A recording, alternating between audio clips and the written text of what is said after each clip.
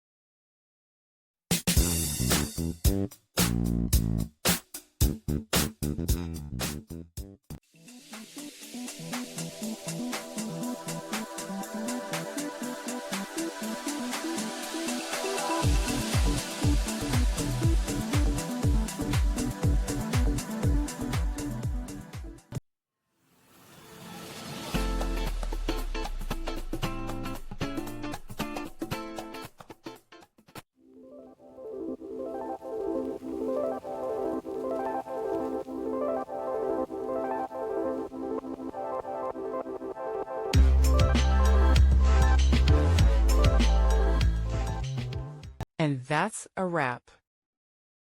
I hope you found the answer you were looking for. If you did, take a second to hit that subscribe button. It really helps out.